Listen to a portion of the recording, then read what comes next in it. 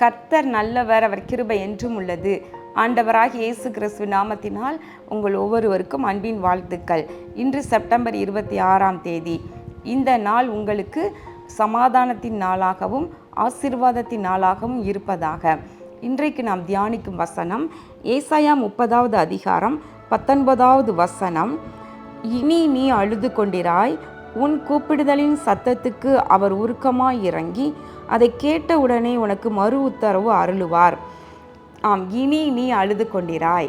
அன்பு சகோதர சகோதரிகளே, இதோ இந்த நாளுக்கான நம்ம தியானத்திற்கான வசனம், அருமையான ஒரு வாக்கு தத்தம். என்ன ஆண்டவர் சொல்லுகிறார்? இனி நீ அழுது கொண்டிராய். இனி என்றால் என்ன?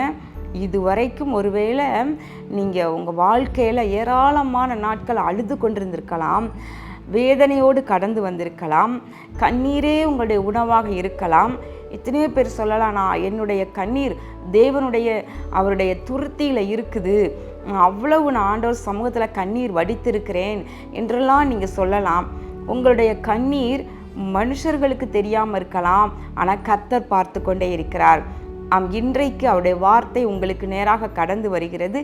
இனி நீ அழுது கொண்டிராய். ஒருவேளை வெளியே உங்களை பார்க்கும் பொழுது பார்க்குறவங்க இவங்களுக்கு என்ன குறை இருக்கிறது, இவங்களுக்கு என்ன கஷ்டம் இருக்குது அப்படின்னு சொல்லி பொறாமையோடு உங்களை பார்த்து கொண்டிருப்பாங்களா இருக்கும். ஆனால் உங்களுக்கு தான் தெரியும் உங்களுடைய பாடுகள். ஏன்னா தேவ பிள்ளைகள் ஒவ்வொருவருக்கும் என்ன ஆண்டவர் சொல்கிறான்னா, அவனவன் தன் சிலுவையை சுமந்து கொண்டு என்னை பின்பற்ற கடவன் என்று சொல்லுகிறார்.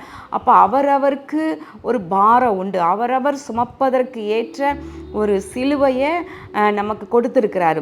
அதை சுமந்து கொண்டு தான் நம்ம ஆண்டவரை பின்பற்றி கொண்டிருக்கிறோம். அப்போது அவரவருக்கு விரலுக்கேற்ற வீக்கம் என்று சொல்லுவாங்க இல்லையா?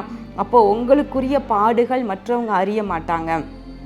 ஆனால் மற்றவங்களுக்கு நீங்கள் நல்லா இருக்கிறது போல தெரியும். ஆனால் உங்களுடைய அழுகையும் கண்ணீரும் தேவன் மாத்திரமே அறிந்திருக்கிறார். எனவே கர்த்தர் சொல்லுகிறார், இனி நீ அழுது கொண்டிராய். பிரியமானவர்கள், அடுத்து என்ன வசனம் சொல்லுகிறது என்றால், உன் கூப்பிடுதலின் சத்தத்துக்கு அவர் உருக்கமாய் இறங்கி. இனி அவர் என்ன பண்ண போகிறாராம்? உன் கூப்பிடுதலின் சத்தத்துக்கு எப்படி இறங்க போகிறார்? உருக்கமாக இறங்க போகிறார். அப்போ இவ்வளோ நாள் உங்களுடைய ஜெபம் ஆண்டவர் சமூகத்தில் சரியாக கேட்கப்படாமல் இருந்திருக்கலாம்.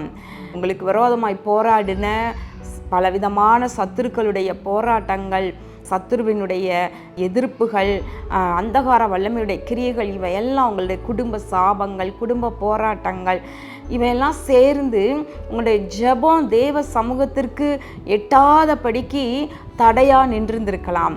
ஆனால் அழுது கொண்டிரா என்று சொல்லப்பட்டதோடு கூட இனி அவர் உங்களுடைய ஜெபத்தை கேட்க போகிறார், உங்களுடைய கூப்பிடுதலை கேட்க போகிறார். உருக்கமாக இறங்கி கேட்டவுடனே உனக்கு மறு உத்தரவு அருளுவார்.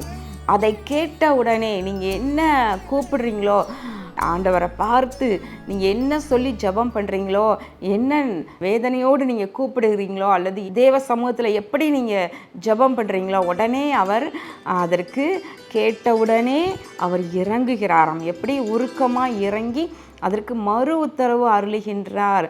அப்போ உங்களுக்கு பதில் வராமல் இருந்திருக்கலாம். இவ்வளோ காலமும் உங்களுடைய விண்ணப்பங்களுக்கு, உங்களுடைய ஜெபத்திற்கு பதில் வராமல் இருந்திருக்கலாம்.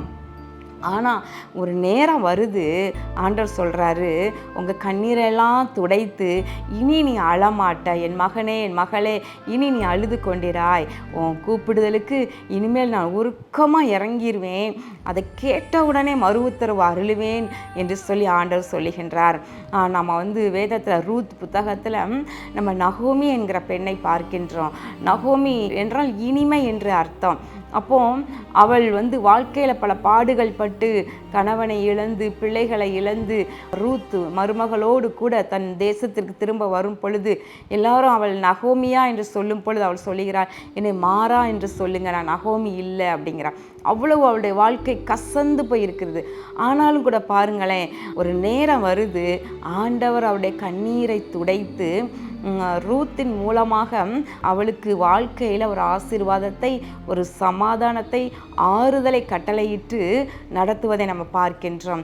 பிரியமானவர்களே, உங்களுடைய நிலையும் கூட ஆண்டவர் என் சத்தத்தை கேட்காமல் இருக்கிறார். சங்கீதக்காரன் பல சங்கீதங்களை சொல்கிறாரு, ஆண்டவரே என்னுடைய விண்ணப்பத்தை கேளும், என்னுடைய கூப்பிடுதலுக்கு பதில் தாரும், நான் பூமியின் கடையாந்திரத்திலிருந்து உம்மை கூப்பிடுகையில் ஆண்டவரே எனக்கு பதில் தாரும் என்று சொல்லி கேட்கிறார். நான் நடக்க வேண்டிய வழியை எனக்கு காண்பித்தருளும் என்று சொல்லி ஜெபத்தை கேட்கிறவரே, மாம்சமான யாவரும் உம்மிடத்தில் வருவார்கள் என்று சொல்லுகின்றார்.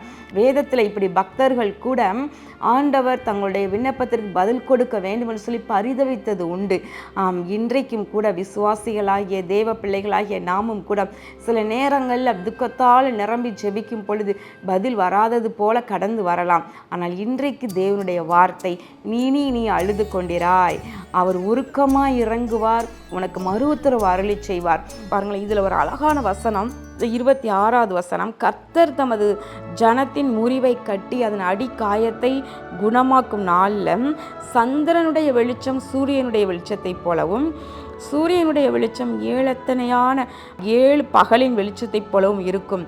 அவர் உங்கள் கண்ணீரை துடைத்து உங்களுக்கு பதில் கொடுக்க ஆரம்பித்த உடனே என்ன நடக்க போகுதுன்னா, உங்களுக்கு இருக்கிற வெளிச்சம் ஏழத்தனையாய் பிரகாசிக்க போகிறது.